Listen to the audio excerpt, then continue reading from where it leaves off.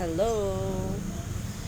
Ayun, magtuturo ako sa inyo kung paano gumawa ng DIY na pampatingkad ng kulay na pagkain. Kasi medyo mahal medyo expensive kasi yung mga branded na pagkain. Ito, spirulina powder yan guys. Pagka nagpapatingkad talaga ang spirulina sa kulay ng ating mga isda. Yan yung isang primary ingredients.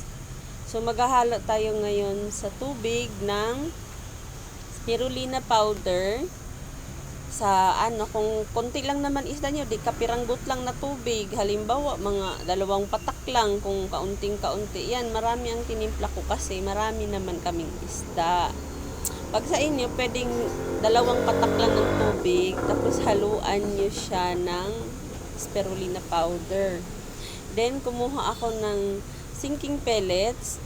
Yaan, kung anong available sa inyo, kung floating pellets meron, ayun ang gamitin nyo. Kung sinking, pwedeng sinking din. High protein kasi ang sinking pellets. Kaya ayan, marami masyado ang tubig. So, ayan, sinubukan natin na ipakain siya doon sa mga medyo hindi siya gaanong may nawi-waste siya na tubig. Kaya ang gawin natin ay yung lahat ng water ay ipa-absorb natin sa sinking pellets mismo, yung magdadry na talaga siya halos dahil natuyuan siya ng sinking. Kaya ang ginawa na lang natin ay magdagdag ng sinking pellets hanggang ma-absorb niya lahat yung water na may spirulina powder. Sensya na ha, hindi sentro yung camera kasi ako lang ang bida, ako lang din ang camera. Ako din ang cameraman. Ayan, so basa pa siya masyado kaya dagdag lang ako ng dagdag. Para hindi kayo mahirapan, huwag niyong gayahin yan sa akin na nasa baso. Gawin niyo siya sa mangkok or platito or kutsara. Yan, tapos gawin nyo, bilugin nyo. Pwede rin kayong gumawa niyan guys, na damihan nyo. Tapos, patuyuin nyo, ibilad nyo sa araw para matuyo yung tubig. Yan, masyado siyang basa kaya siya madaling matanggal doon. Medyo basa siya kaya natatanggal agad yung doon sa pagkakadikit sa salamin.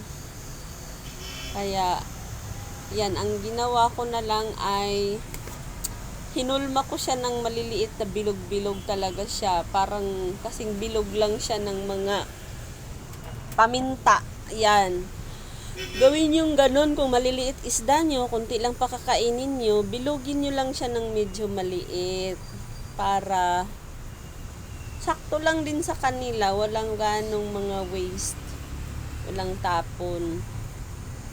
Ayan, medyo loose siya kasi basang-basa pa talaga. Pero pag pinatuyo nyo yan siya guys, medyo hindi siya magaganyan yung pusang naglalagas pag pinatuyo nyo yan. Okay, so pwede rin gawin nyo ay egg para medyo malapot siya, hindi magdidikit-dikit bala talaga siya. Okay, egg, yung egg white. Tapos ayan siya, ayan. So, yung sustansya na pampatingkad ng kulay ay automatic na nakukonsumo ng inyong mga isda. By the way, pwede rin kayong bumili ng vitamins ng isda na liquid.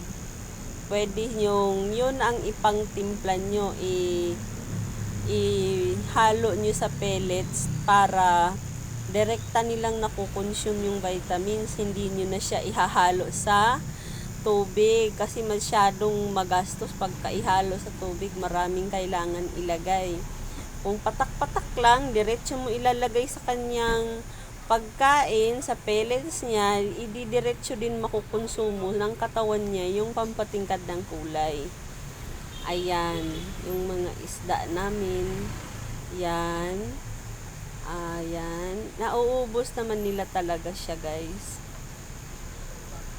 Okay, kung floating pellets, pwede nyo siyang ihalo na din sa floating pellets.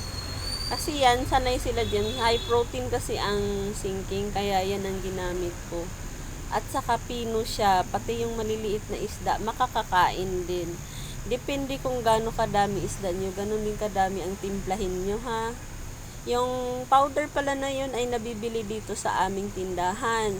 May isang bote talaga nun na malaki, 400, at saka yung capsule, meron din available na capsule. Mura na lang, kung kunti lang isda nyo, di doon kayo sa tingi magbibili, sa capsule lang kayo bibili.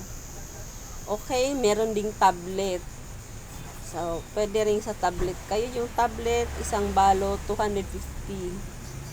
Marami na rin yung sa tablet. Pwede ngang sa tablet ay yun na yun ang diretso nyong ipapakain sa tablet. Ito yung spirulina tablet. Oh. Ay, nakalimutan kong video pala ito. Merong spirulina tablet. Ipapakita ko sa ibang video na lang yung spirulina tablet ha. Okay, yan. Yan, binilog ko siya ng maliit. Parang paminta lang. Tapos, hinayaan ko siya. Ililagay ko na siya sa ano kasi nababaon dun sa ilalim ng buhangin. Kaya nilagyan ko na siya ng platito. Diyan na lang sila kakain. Katapos silang kumain, aalisin na lang ninyo yan guys. So, kung ano, may mga tanong at katanungan, pwede kayong mag-inquire at gusto nyong bumili ng spirulina powder na yan, pwede nyong ipa-pick up, pwede kayong pumunta dito mismo sa aming tindahan. Mabibili nyo yan. Kung malayo kayo, nasa mga probinsya kayo, pwede nyo idaan sa Shopee checkout. Ang link ay nasa ibaba. Sa comment section, yung link para sa spirulina powder, sa bote, sa sachet, at saka yung sa capsule. Okay? Thank you for watching. Yun lang. Happy DIY. Enjoy pang anuhin nyo, mag-explore kayo paano mag-DIY ng inyong food, ng inyong mga pets. Yan, kapos, kinulang, kaya dinagdagan ko pa sila. Ayan. Pagka ang saya nila, pagka yung nasanay na sila, na ganyan ang pakain nyo. Yan.